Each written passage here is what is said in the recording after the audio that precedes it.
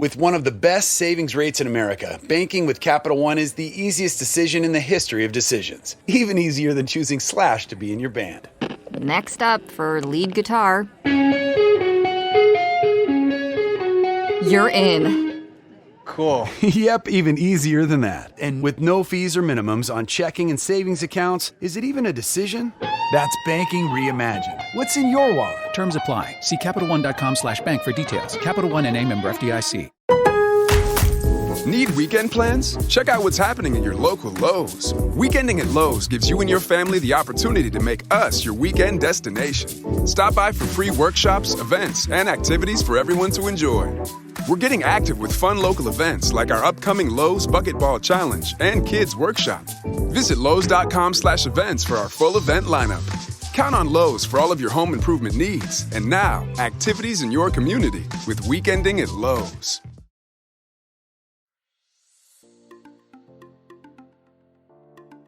Welcome to the Hypothalamic Amenorrhea podcast. I'm Dani Sheriff, your host, certified fertility awareness practitioner, functional nutrition counselor, and founder of the HA Society, and of course, an HA recovery coach who has walked where you currently are walking. This is the place to come if you care about getting your period regularly. This podcast aims to educate, inform, and keep you motivated on your period and HA recovery track. So let's dive in. But last thing, nothing on the show should be taken as medical advice, so please seek the advice of your physician.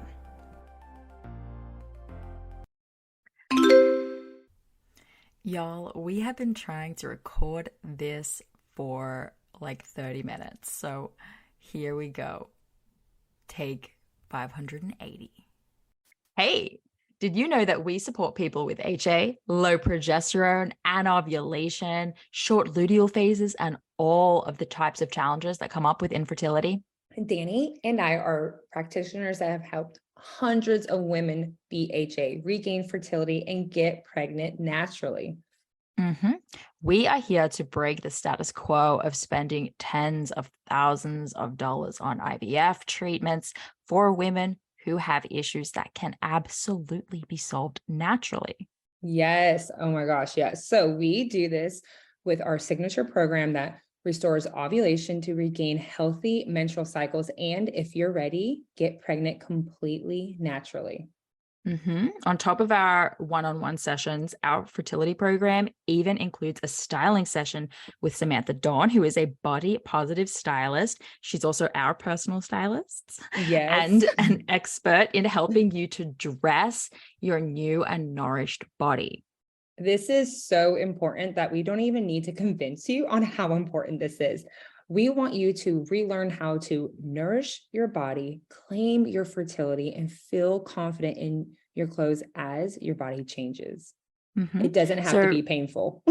No, yeah, exactly right. It doesn't have to be painful. With a little bit of guidance and support, you can absolutely do this. So if getting your cycle back and if feeling good about the process, if getting pregnant naturally is something you want to do, if you don't want to spend tens of thousands of dollars on medical treatment for something that you don't have to, we have just the place for you to go. So go to the hasociety.com/coaching to learn more about who we are, what we do, and apply today.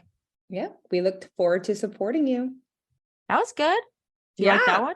Yeah, I do like that one. That one's way more us. Yeah, boom. There you go. Hello, everybody. Welcome back to the HA podcast. I have an exciting guest today, guys. I have a recovery story, which is everybody's favorite type of episode. And I have Shannon here. Hello, Shannon. Hey, Dani. Thanks for having me. Yeah. You've been around a while. I feel like you probably listened to the podcast back when it was like at the very beginning. Is that accurate? Yeah, I've been here for the whole ride, like early joining the HA Society. Yeah, It's been a minute. Yeah, the whole thing. Exactly. Yes. So it's cool to have you finally on the show, sharing your story. I'm going to get you to tell everyone, but you've been recovered a while, but we've stayed in contact for different things, but there's more to I'm excited to get you to share a bit more of your story, not just from recovery, but also where you are at today. Like how long post recovery do you think you are now? Gosh, so my HA Really? story has been off and on since I was probably 17 and I'm 29. So in that 10 to 12 year window, I've gotten periods on and off, but I think my most recent sustained recovery was about a year and a half ago. I've had consistent cycles after joining the HA Society and kind of talking to you. And now I've just been in this space of what does recovery look like when you're trying to conceive and trying to regulate your hormones after torturing your body for 12 years. Oh, juicy stuff. So we're definitely going to cover that stuff at the end. Let's take this whole thing in chronological order. You already kind of alluded to, you've been on and off since teens. What's your story? What happened? So, like many super type A perfectionistic young women, I developed maladaptive coping skills to my desire to control everything, which for me was anorexia when I was 17 to 19 years old was the worst of it. And actually also, I think like a lot of people that end up finding this resource, I was on the pill. So I thought I was fine. And then I went to my gynecologist and he congratulated me for losing weight and told me to keep walking. I decided to go off the pill because I had broken up with my boyfriend and I just didn't see the point in it. And then I just didn't get a period after that for months and months. And then finally it occurred to me that the weight loss, the overexercise, the food restriction may be playing a role in that. And that when I started seeing doctors around that time was when I got diagnosed with my eating disorder, which was a long journey to recover from. I mean, I think the worst of it was when I was a teenager, but when I went to college, or well, it happened in college mostly, but when I, went to medical school and did my residency after that, I was still kind of in and out of those tendencies where, I mean, I would restrict, over exercise, etc. So, I mean, really, I think like I lost my period when I went off the pill, when I was super underweight. I got my first recovery period after going to treatment. I did like a residential program for 3 months for my anorexia, but then very quickly lost some of that weight. And although I wasn't in like a terrible place anymore, I did lose my period. And that cycle where I'd get like maybe 2 or 3 periods, lose it for 8 months, etc., went on for years. And I think I'd probably not had a period in about 2 years by the time I initially joined the HA Society. Yeah, question for you that came up.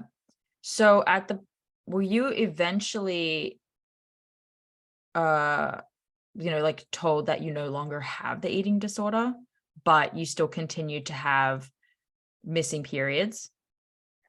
It's interesting. So I I worked with a nutritionist and a therapist up until I graduated medical school, which feels like forever ago now. And I think at that point, they were more focused on getting me through school because everyone in the treatment facility told me like, you're never going to be able to go to medical school. You're going to relapse. Like it's going to be impossible for you to be a doctor. And I'm really happy that didn't happen. I did become a doctor and I'm super happy, but no one ever really cared about my missing period. Like it was kind of like, oh yeah, well, just make sure you don't like starve to death. Right. And that was like the extent of the concern for you. I was more, I think, worried about it than my team was. Like, because for me, I'm like, oh, like, I mean, I totally lost my libido. Like I'm like in my early 20s and, going on dates and stuff. I'm like, and I mean, I was just like, I never felt good. Like I never had energy, like super, like, brittle nails, like all the things that we notice when our hormones are just like, I remember getting my estrogen tested and they're like, oh yeah, your estrogen's at the level of a postmenopausal female. And I was like, okay. I'm 19, so not normal. But yeah, no one really worried about it as much as I did. And I just kept putting it off until finally, like, I was tired of feeling like crap all the time. Okay. So at what point did you decide, is that the point that when you got those test results that you decided to start pursuing period recovery? I mean, I think so when I initially got those test results, I was pushed because I was like, okay, like I need to recover. That was at the depth of my eating disorder. And, by a proxy of, going into treatment, I gained enough weight and literally did no exercise, so that it was kind of like going all in by a professional mandate. Sure, yeah. So at that point, it was kind of like it wasn't the focus, but I think when I really focused on recovering my period was when I met my now husband. And I felt that like spark. I knew that this was going to be for real. And he's a physician too. And I couldn't, like, he wasn't going to let me get away with that. He's like, hey, that's not normal. Like, you don't need a doctor to tell you that, but also you're a doctor, so you can't like BS yourself out of this. Right. Yeah. It's pretty trippy, huh? Yeah, it's like scary. It's like it's like I rationally have known a lot of these things for a long time, but it's very easy to think that the rules do not apply to you and that, oh, like, I'm just really stressed. Like, I don't need to actually change anything about my life. I'm like, well, yeah. I appreciate you saying that because you are far from the only, health professional experiencing these thoughts. Like, doctors of all kinds, including like doctors of Chinese medicine or chiropractic or physiology. They're like, I know this stuff, but I just feel like it doesn't apply to me. And that's so interesting. Well, and I think it's super easy. Like you and I think went back and forth so many times about, I'd say, well, what about cardiovascular health? That's why I have to walk a certain number of steps a day. Or like, yeah, I can't stop doing cardio because heart disease runs in my family. And you were just like, hey, like, the cardioprotective effects of estrogen, right? And I'm like, okay, fine. Like, you're right. But I've made up this story where the rules do not apply to me. I can't like change my habits. Like you kind of just gaslight yourself into this state where even though these facts rationally, it's so easy to just keep doing the same thing. Yeah. And it's typically a safety thing, like a societal tribal safety thing. So it doesn't matter what you know to be true as a doctor. There's like a piece of fear in there that's trying to keep you safe, like from that truth, which is really interesting. What do you feel like those fears really were or are?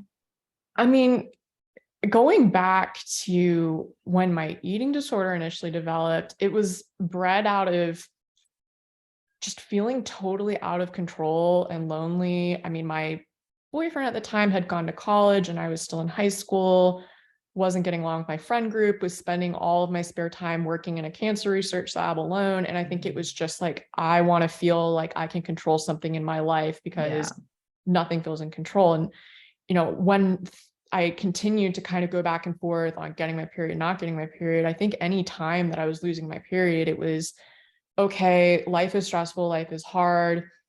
I feel like one way to make myself feel better is to know that I'm safe when it comes to, oh, well, at least I know I ate this much food. I know I exercised this much. And to be honest, like I got a lot of praise even when I was not at a healthy weight. And I latched onto that. And I still remember sitting in treatment, like thinking like, this is my identity. Like I'm fit, I'm thin, like this, I can't imagine being anything other than this. And you just get so wrapped up in what will the world think of me if I'm not this image I've created of myself. Mm-hmm. And that is so strong. That fear is so strong because like as humans, we are societal, we are tribal. It's just within our nature. And so that's what's so potent, particularly about an eating disorder, is because it is tied so strongly to a truth, right? Which is like acceptance is important. But the thing that we think gets us acceptance is actually so far from the truth. It's really complicated. But it's so funny, like maybe not funny, but at least ironic looking back. I mean, when I was working out 2 hours a day doing CrossFit and running and, lifting weights after CrossFit, all this crazy crap. At that time, I was very disconnected from myself. And I think I was extremely disconnected from others. Like it was very hard to open up and have like intimate, meaningful relationships with people. And I think about now, I mean, not only do I just have a lot more time and energy because I'm not in the gym like that, but I feel more grounded. And regardless of what my body looks like now relative to then, like I show up differently in those relationships. So like all those fears were totally invalid in reality, but that's kind of how we're conditioned. I think especially women in our world, like we're told our worth is tied up in what our bodies look like, which is just kind of a load of crap. Yeah, because I bet that now that you're able to have those more meaningful connections, that's actually where you start to get like the love and validation that you're looking for. It's like, oh, Shannon's showing up for me. She's there. She's listening. She's like able to participate. And then you start to get that reciprocated. Yeah. But when we're like obsessively trying to control, which is the irony is that we think we're going to get that from the control, but actually like, because none of it's in your control, all it is wrangling cats. Yeah, for sure. Like I think about how many times I canceled plans, like even like this is post like, thick of anorexia, but really in my days where I still had HA after that, I mean, oh, sorry, like I have to, I wouldn't tell my friends, but I'd be going to the gym instead of meeting up with them. Or I couldn't handle going out to eat because it didn't fit my special, has to be this many calories, whatever, made up rules. And I think about how much connection I lost out on. And now it's like, it's so different on the other side. Like, I'm so grateful that my friend can just spontaneously bring over authentic homemade Korean food. And I'm like eating Korean barbecue ribs living my life. Yeah. Instead of being like, oh no, how do I get out of this situation? Right. And like fear and like stress hormones are being released because your friend is rocked up with barbecue that you didn't plan on. Right. Yeah. Okay. All right. So you go down this path, you start learning about like, when did you find out about HA specifically? So I kind of knew about it. I want to say just from at that time, probably when I was in college, it was like Tumblr, you'd hear some people talking about it. Like, this is dating myself a little bit, but people talked about mini mod for eating disorder recovery back in the day. That was a big thing. That's like basically all in, but mini mod? Yeah, it was a whole thing. I think that's like the precursor to all in, but there were a lot of people like on Tumblr and internet spaces, especially with eating disorders, kind of talking about that. And as sad as it sounds, I kind of knew about it because in the eating disorder community, the more negative side of it, people would kind of look at that as a sign of victory, like not getting your period. So yes, I think that was my first exposure to it. It was actually in a more negative way where I was like, I've made it. I'm an anorexic now. Yeah. Like didn't Tumblr have like a whole situation where there was like eating disorder glorification? Pro Anna, yeah, all that. It was bad news bears. Pro Anna. Horrifying. Yeah. Okay. Yeah. All right. But I think I found No Period Now What before coming to you and the HA Society. Like I had found that book and I was like, oh, that sounds like me. And then I bought the book and I was like, oh, that sounds hard. So yeah, kind of just like didn't do anything with it. Yeah. Something about you that is interesting is that you you research and contemplate a lot. And you take steps forward, albeit them sometimes small and slow and steady, probably from just like fear, uncertainty, that kind of thing, but you keep going. And I like that about you. I find it really interesting. So at what point were you like, okay, well, maybe I'll try something similar?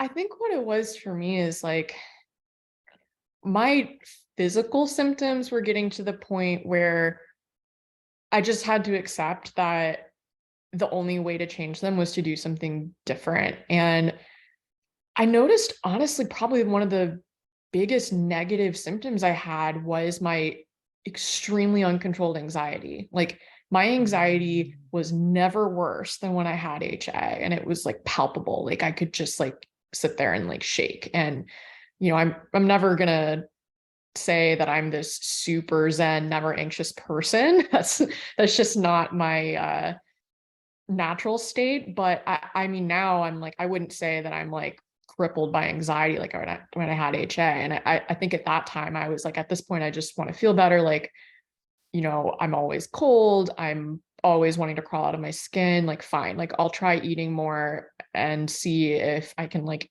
have a better experience day to day. Do you think the consistency with that plan has helped you with your anxiety, or was it other therapies and things like that that helped you with that? What's really interesting is like, I mean, I think now I'm in a place where other tools, like I meditate, I journal, I do yoga, like, you know, I have spiritual practices that help ground me. Those things actually help me now. Whereas before I ever embarked on truly recovering from HA, those things were kind of just like, I couldn't even really experience them, you know, like I would do them, but it was like I didn't feel any benefit from it. Like, I think I was just in such a stressed out, high cortisol, oh my God, we're hungry, fire alarms going off state, that all the things that are helpful were just like throwing like, you know, little drops of water on a giant forest fire. Yeah.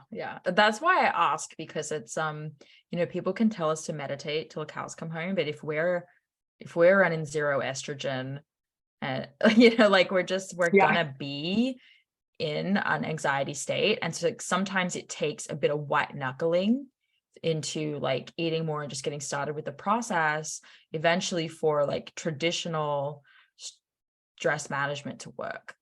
100%. Like, I don't think I physiologically was in a place where my body couldn't be stressed. Like I had to feed my body and give it what it needed to even be able to relax. Yeah. Okay. So I want to know what that looks like for you. So when you started going into, like, if you even remember your first steps at getting your cycle back. You know, I'll admit, I was able to get a consistent cycle going, like not all in, but most in, if that makes sense. You know, I stopped running entirely. I used to be a real big runner, did not run. And really, if I did any cardio, it was like very like infrequent, you know, and I think at most it would have been 30 minutes once a week kind of deal. I let that go because I knew that that was something that I had an addictive relationship with, and then it was holding me back. I kept lifting weights, but I've competed in powerlifting before. Ironically, when I was probably like at my weakest, like God, I would love to do it now and actually do it right. But I didn't train to that intensity anymore when I did lift weights. And I was someone that had to work out 5 days a week. And I like chipped away at that to where 3 or maybe 3 in yoga was fine or something like that. And it was just subtle. And like, I think a huge thing too was just not tracking my workouts. Like I was like very meticulous, like it has to be this many calories. And now I'm like, this crap is all inaccurate anyway. Like, who cares? Like, not like, what's the point of like making myself do another set of squats because I want the calories on my watch to say something? Like, I just kind of like dropped that. And food was a huge part of it. I think the biggest part of it for me, like even more than the exercise, was I got to a point where I was able to eat things I hadn't eaten in years. I loved going out to eat again.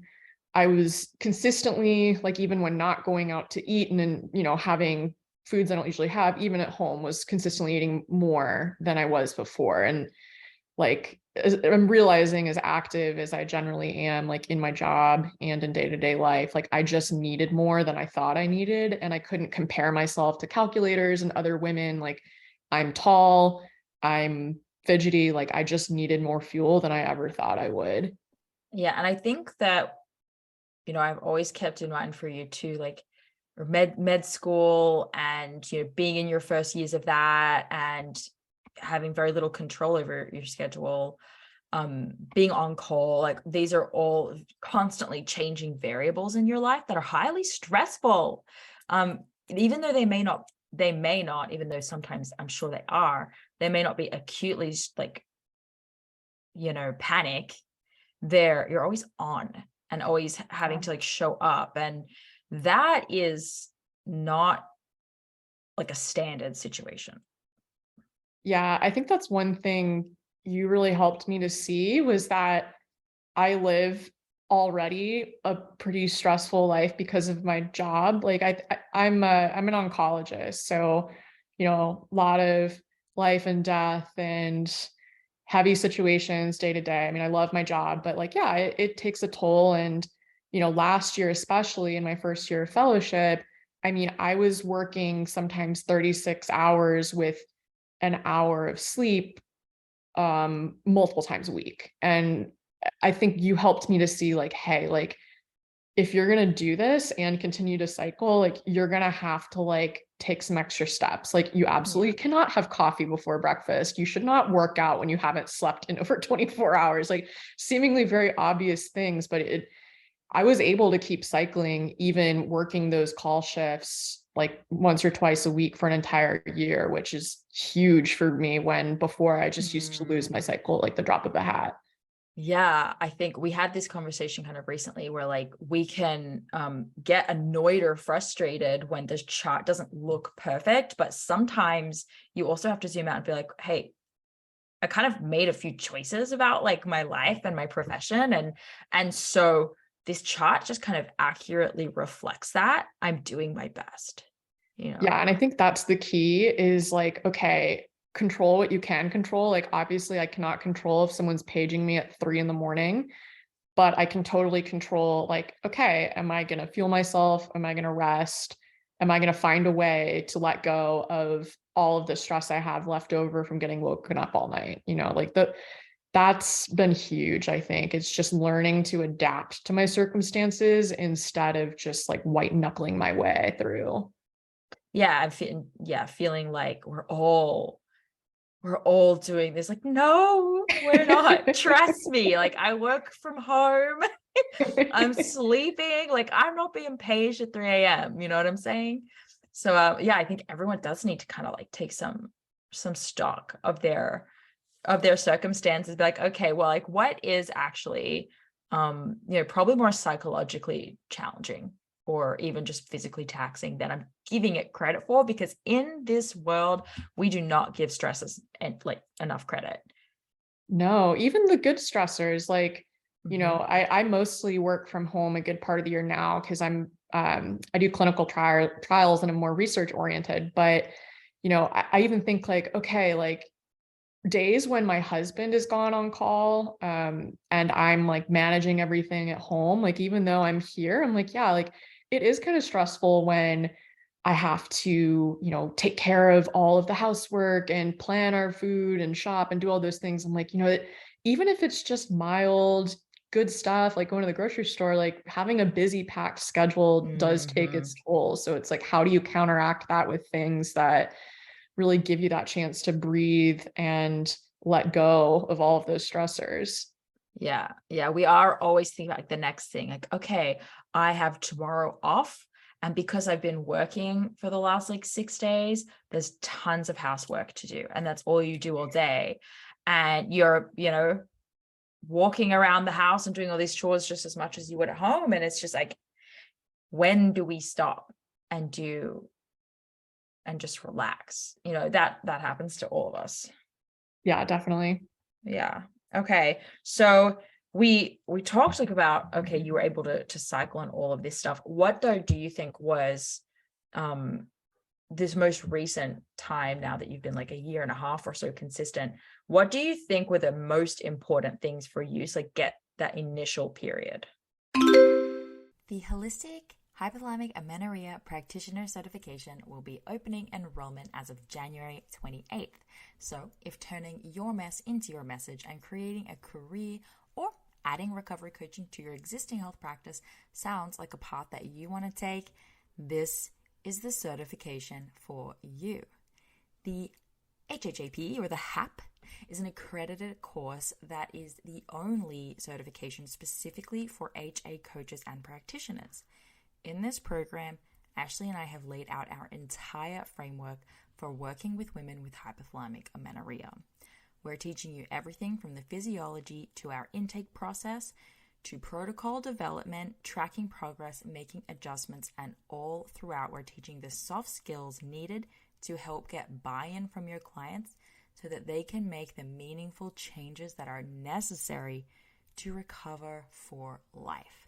So, if you're interested, head to our website, thehasociety.com/certification to download the full syllabus. And if you need to book a discovery call with us to ask any questions and learn whether or not the cert is right for you, you can do that there as well. Again, that's thehasociety.com/certification. I think number one, food, number two, exercise. Like I tried to skirt my way around that for years. I meditated. I wrote in my journal. I took supplements. I did all of the other things, but we've talked, I think, a lot in the group about moving the big rocks. If you're moving a bunch of little pebbles, it's still not the same as moving one big rock. So the nutrition for me was a huge part of it. And just, the thing that enabled me to eat more and be okay with working out less, I think really was just letting go of comparison. The cool thing about the HA Society, I think, was seeing that there are other women like me and realizing that, hey, just because a lot of people around me, in my real life, don't eat as much as I do, that doesn't mean that's correct. And especially doesn't mean it's correct for me. I had the biggest issues and such a holdback from recovery was just feeling like I'm this ravenous beast. No other woman eats like I do. What is wrong with me? And just letting that crap go and being listen, I need what I need. I'm not going to compare myself. I'm not going to make apologies for it. Sometimes I eat as much as my husband, who's got 60 pounds on me, and that's cool. Totally. I love it. And it's and sometimes other people are under eating too. We just don't know. We don't know. And we can only focus on ourselves. But yeah, it can be really hard, a really hard part to get past.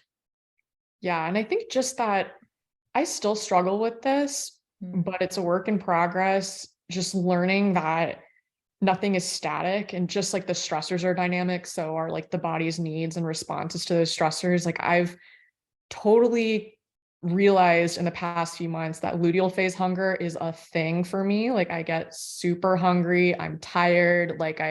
I literally am just give me a bowl of popcorn, put me on the couch. I'm done. And for someone that's oh, I'm used to being super efficient and productive and, why am I hungry when I'm laying around on the couch? I've kind of had to counteract those voices and be man, my body is a lot smarter than I am. And I've got to let the story and the plan go a little bit. Yeah. When you look at the cycle, you see how different it is from week to week, throughout that 4 or so weeks. How can you expect to always be operating at the same level of energy? It makes sense that you ebb and flow. And so when we can go and that whole the control thing, it's swimming in a rip current. Mm-hmm. If you ever did surf, what state do you live in again? I grew up in Florida, so I know what you mean. Perfect. Yes. It's on our school curriculum. So don't swim in the rips, but we are all swimming in the rip and it's just pulling us out and under. But the key to getting out of the riptide is to relax and float, and it will just pull you out to sea and spit you out there, and then you can swim around. And that's such a helpful analogy for me when I think about how the harder we control, the harder things get. The more you go with the flow and be okay, how do I feel? All right, maybe I'll do this, sit on the couch with some popcorn, the easier things get. And then you have the momentum to kind of keep going. Yeah. And it's amazing, when you do actually give in and rest and listen to those signals, you reap the benefits tenfold. I know I told you I was on vacation up at our cabin in the woods in Michigan a couple of weeks ago, and I'm always terrible at sleeping, but up there, I mean, I was sleeping like 8-10 hours a night, and I just went for it. Nature does that. Nature and no computer screens, but I digress. Like, just giving myself permission to sleep for 10 hours and then like cozy up with a cup of coffee and read a book and not get out of my pajamas till like 10 or 11. That's been so liberating. And it's like, I'm like, oh, I get it. When I give in and I rest and I listen to those signals, like I come back feeling so restored and it's worth it. Like if I white knuckled my way through that, you don't get that same sense of like on the other side, having your energy back. In the past is the idea of like going to a cabin in the woods and sleeping for 10 hours and then getting up and like continuing to just be cozy. Are there like judgments or like a little part inside of you that's like, be productive, you know, because that's what happens to me. And I'm like, no, this is good. Do it. And it's much easier now. But at the beginning, it was like inside, I'm like relaxing, but inside I'm screaming. Yeah, 100%. I mean, I've been going to this cabin my whole life. And I remember in the thick of like my HA, like not even, you know, kind of post worst of eating disorder, thick of still not being recovered from HA, I was like up and at 'em. I, you know, had to start pacing around the kitchen because I was like, okay, I got to get going. Like, you know, I've got to go ski or run or do something. I mean, a day in the life then would have been interesting. Yeah, like go, have my coffee, put off breakfast as long as I can. I mean, even when I was day-to-day life, like back in Florida, I had to get up, go for a walk immediately, would walk 2 miles to get a cup of coffee, come back, and then have breakfast like way later. Like that was my life. I was just like running on cortisol. And now my favorite part is I wake up so slowly if I don't have to be at the hospital, and I'm drinking my coffee, I'm in my pajamas, I am in no rush, and it is glorious. Yeah. Isn't it funny to look back and be like, what even is my personality? You know, when so much can actually be, so much of it is dictated by just like the stress running through your body. And we start to identify as like, I'm super productive and hyper, and I do all of these things before 10 a.m. It's like, do you? Yeah. Like, do you have to? Yeah. Okay. All right. I love it. So, and I like to always remind people too, when we tell these stories, it's so easy to like listen to a story and be, you know, 40 minutes in, and years of work have been summed up in like a short conversation. You know what I mean? So before we kind of get into like today and cycles and all of that stuff, what would you, I don't tell people who really resonate, because there are people who are going to resonate with your story, right? Like, yeah, I have a similar job. I have a similar history. I struggle to let go of those things. Like, what would you say to someone in the thick of that right now? I mean, to be honest, I still struggle to let go of some things. And I think it's a never ending journey, which sounds exhausting, but it's much easier now because every time I've let go of something, I've collected evidence that it wasn't as hard as I thought, it wasn't as scary as I thought, and it turned out better than I thought. So I think the hardest first step is just letting go of that first thing. And what I've realized with myself, and Dani, you definitely know this about me by now, is I am a little bit more tentative and cautious, and I take baby steps. Like I struggle with the huge leap. I think that's why going totally all in terrified me when I initially learned about that. And you know, would it have been faster if I did that? Yeah, but I kind of, my own journey has been such that I've convinced myself to take a million baby steps and slowly but surely have gotten to where I want to go. So I guess just don't discount the power of one small step and use that momentum. Like even for me, something silly like, okay, I'm going to swap one, you know, intense workout for doing yoga on my floor. Or, okay, I was meticulous that I had to get 10,000 steps. If I'm not ready to stop counting steps, what about 7,000? And just making these small trade-offs, that makes it easier than at some point I'm like, oh, I don't even need to count these steps, or, oh, like, I don't really care how many times a week I do XYZ workout. Like it, everyone's on their own journey. And if you're a baby steps kind of person, like just keep taking those steps. Yeah. Yeah. Many of our conversations have been like, okay, what step can we take here? What's the next step here? What's the next step here? And like building each on top of each other. That's been cool. And I think that's like with the caveat, don't get out of doing the work by committing only to baby steps. Cause I mean, at some point, like you're not going anywhere. Right. But I think if baby steps are what you need to get started, like that's okay. I think at the beginning, I told myself I can't recover because I can't do all of these things all at once, but like, that's fine. Like just get yourself going and then you'll have the confidence to do more and bigger things. Totally. Yeah. Cause it's not going to be like, oh, next week or next month or next year, you're suddenly going to be willing to do the big things. So if you're not willing to do the big things, start with the small, to get yourself there.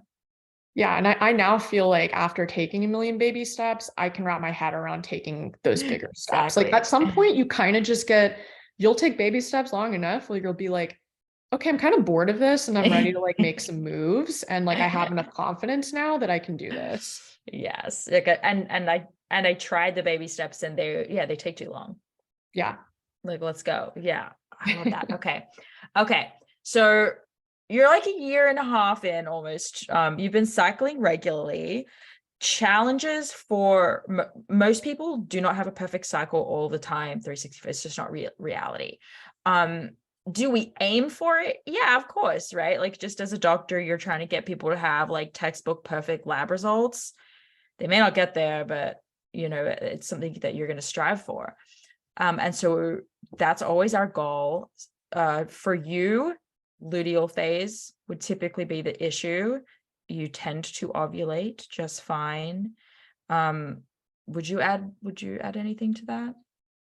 Yeah, I think the low progesterone has been the devil on my shoulder for the past year or so. I was actually looking back, Dani, at like some of our first emails. And when I was first charting my cycle a year and a half ago-ish or a year ago, my luteal phase was like 6 days. Yeah, and I wasn't ovulating till like day 23 or something. And it was crazy because at the time I went to a gynecologist and I had my labs drawn and they tell you, oh, draw it on day 20 of your cycle or what, I forget what day they told me to get it drawn, but, or maybe 22, like 8 days after you're supposed to ovulate on day 14, like textbook. And they're like, oh, your progesterone's low. Like maybe you should try gaining some more weight. Doesn't look like you're ovulating. I'm like, I'm getting my period every month. So that's when you and I kind of figured out through the charting. I'm like, I am ovulating. I'm just not maintaining my luteal phase and my progesterone's tanking super early. But I mean, I think it's almost like the last mile of the marathon, right? It's like you come so far and you're like, I've got a cycle, I'm doing great. And then you're like, seriously, like there's still this thing that I have to fix, but it's the big boss at the end of the game. Like you have to fight the big boss. You've done all the other levels, or like you've completed the challenges that got you here that were more, but now it's like, this is the big one. Yeah. And I think for me, this is like, okay, the ultimate question is how quickly do you want results, right? Like the baby steps are not helpful when you want big results quickly. So my husband and I just started trying to conceive last month. And now I'm kind of getting to that point where I'm like, I'm willing to make bigger changes because I don't want to dilly-dally and spend months and months making tiny changes, hoping that I'll have a long enough luteal phase to maintain a pregnancy. Totally. Yeah. So you, have only just been recently ready to like actually try and conceive, which has been, a blocker for you in the past because you're like, well, I'm not trying to get pregnant. So I don't have like a huge motivator and I'm like super comfortable.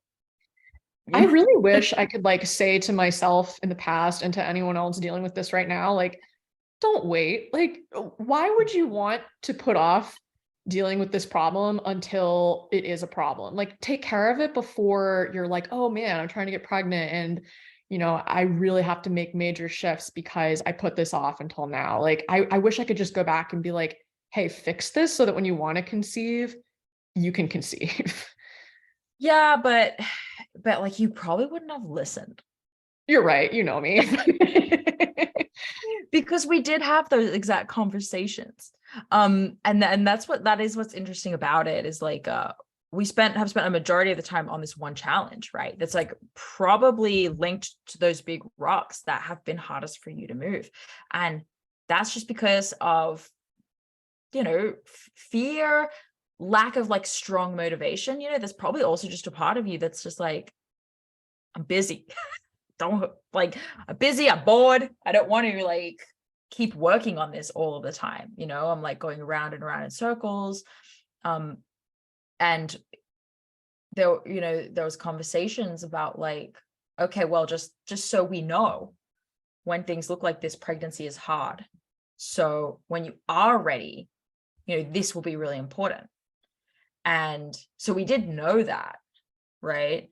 And I'm saying this out like, because there are other people who are going to experience this. We did know that, but even still, when it came to it, like we're ready to conceive, and that problem was still there. Yeah, how did that feel?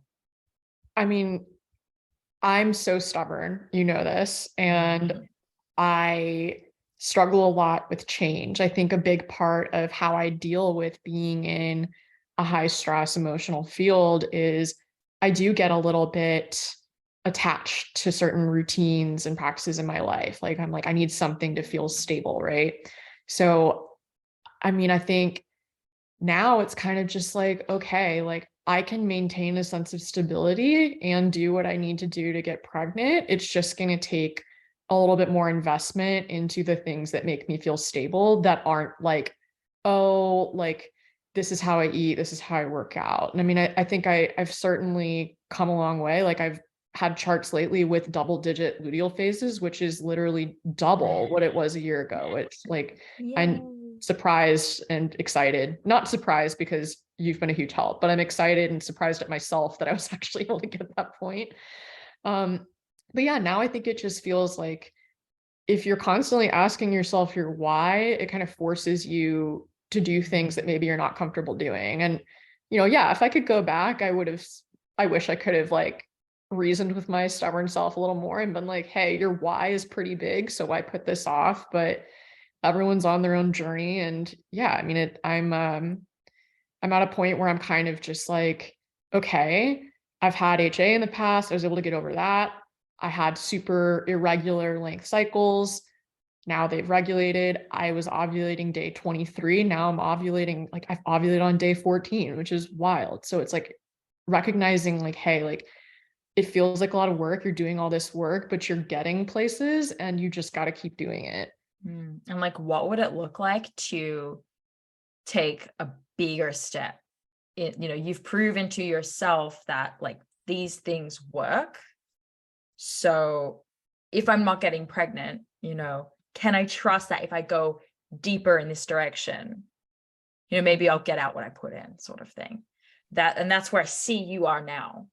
Yeah, that's exciting. I'm kind of at that point where it's like, okay, like, do I need an exercise break to really get over that hump? And even if it's just like a few weeks just to reset and see what that feels like, it's just constantly like questioning what's my next big rock that I could move. And even though I'm like doing way less than I used to, and I'm not doing cardio and I'm not, powerlifting like I was, it's like, okay, like, is it worth just really letting go of control and really moving this big rock to get there? And I think if I'm being totally honest, because I don't want to paint this picture like I recovered from HA and I'm perfect and I never do anything wrong, because that's garbage, right? Like old habits die hard. Those are coping skills that are neural pathways deep in your brain. And it's going to be tempting to use them when stress comes up. Yeah, like when I feel bloated and when I'm like super stressed, like I'm going to be more tempted to go for a walk than I am to like write a journal about my feelings, right? Like I know that about myself, but it's just like yesterday when I was like, God, like I'd love to go to hot yoga. That's like all I want to do right now. I just had to ask, I'm like, is this in line with my goal of getting pregnant? No, it is not. So I didn't go. Oh. Yeah, I know. Dani, I thought you'd be proud of me. Yeah, it's just Yeah. like having to ask those hard questions. Like, is this actually taking me closer to my goal? And a lot of times I think the things I'm tempted to do are not bringing me closer to my goal. And I have to call myself out on my own. Yes. Yes. Yeah. Like, look at you, like walking yourself through those instead of just making it in an emotional or impulsive decision. Being like, okay, there's my emotional impulsive desire. Now let me take my skills, analyze them, and then like make the best decision for where I'm really trying to go. Because it's like my emotions and my fears are like trying to help me. They have a seat at the table, but we can't like just let them drive the bus. Yeah.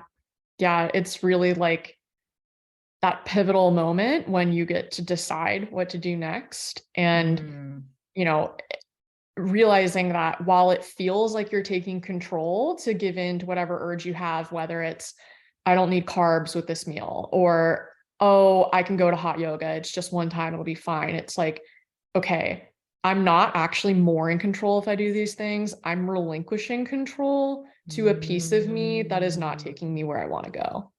Yes. Isn't that so crazy? But it feels like control. Yeah.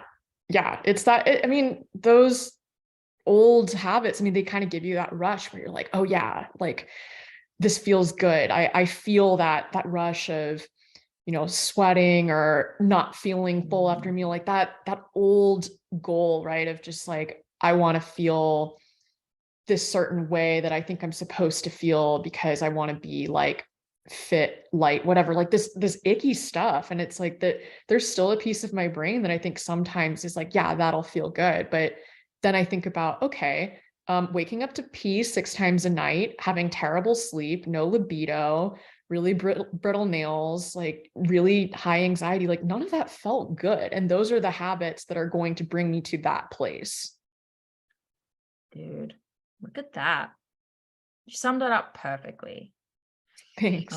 Yeah, that's so is also true. Very inspiring. Thank you so much, Shannon, for sharing. You know, I know right now you're in your conception journey. You know, there's work to do, but you're so close, and you're I just see you like, that's why I was like, are you ready to come on the show now? Because you're at a point where I think you're at your final boss. And whatever is in the way of like you getting pregnant, which is low progesterone, which is probably linked to, you know, just like the crazy stresses that sometimes you deal with, mixed with coping mechanisms that maybe sometimes win, maybe sometimes don't win. Just bringing that all together and saying, okay, right now, my goal is to get pregnant. So no more conflicting like behaviors, essentially. Like, this is what I'm trying to do. And because I guess, like, to back up just for 1 second, that's like a part of life, is like when we're not trying to get pregnant, and it's easier to like not go all in any one particular direction, because your life isn't all in on any one particular direction. Yeah. But now once you are, it's much easier to say, okay, well, like, let's just make my body a 5-star baby hotel. Like, let's focus in on that. That's where you're at. So I'm super excited. I'm sure everyone will be so in the society, once they hear this, will be so keen to know if and when you how your progress is going. So make sure you tell everyone. Yeah, I think right now the work is also, you know, in addition to just micro tweaking those habits and, you know, in some cases macro tweaking to really get my body safe and ready to carry a baby. I think it's just, like trying to conceive as its own journey. And I didn't appreciate how much it would force me to face my issues with wanting control of everything and wanting to micromanage everything. Like, there is no more out of control experience than waiting all month, trying to know, okay, this is my fertile window, and then this is the 2-week wait. Like, you're just in those times, and it's like, I can't control what my fertile window is. I can't control that the 2-week wait is 2 weeks long. Like, it's it's hard, but I think it's good, like when you're up against that and you're realizing like, hey, like this is a point of growth for me. Like I'm ready to maybe in all aspects of my life, learn to let go of a little bit of that need to just like control everything. Cause I've even just 2 months into this journey of trying to conceive, I'm like, okay, if I keep like micromanaging and overanalyzing and trying to control everything to the extent that I am, like, I don't know how we will ever conceive. Like, it's just like, why make this stressful, Exactly. So true. I love that. I love everything about your story. I love everything that you share. This is so great. I'm so honored to have you come on and share your story. So thank you, Shannon. We appreciate you. Thanks so much, Dani. And yeah, I am so grateful for the HA Society and for you, because I honestly, 10 years ago, I didn't even think that my body would ever get to a place where having kids was an option. So just like to be here now and to know that doing these things actually helps. And, actually, I mean, my whole life is better. So like, I couldn't be more excited that the HA Society is out there, because it kind of, for me, it gave me hope and helped me do things that I just wasn't really able to do on my own. Thanks. We appreciate that. Makes me feel good. Awesome. Well, thank you so much, Shannon, and everybody else. And see you guys next week. Bye. Thank you so much for listening today, guys. Please subscribe to the podcast, and if you could head to iTunes specifically and leave a rating or review, that would help so much, because it makes it easier for other people with HA who are Googling around to find the podcast really easily. So if you do that, you're doing a service to all of the women. Need weekend plans? Check out what's happening at your local Lowe's. Weekending at Lowe's gives you and your family the opportunity to make us your weekend destination. Stop by for free workshops, events, and activities for everyone to enjoy. We're getting active with fun local events like our upcoming Lowe's Bucket Ball Challenge and Kids Workshop. Visit Lowe's.com/events for our full event lineup. Count on Lowe's for all of your home improvement needs. And now, activities in your community with Weekending at Lowe's. 92% of households that start the year with Peloton are still active a year later. 92% because of a bike? Not just bikes. We also make treadmills and rowers. Oh, let me guess, for elite athletes only, right? Nope. It doesn't matter if you're an avid exerciser or new to working out. Peloton can help you achieve your fitness goals. 92% stick with it. So can you. Try Peloton bikes, tread, or row risk-free with a 30-day home trial. New members only. Not available in remote locations. See additional terms at onepeloton.com/home-trial.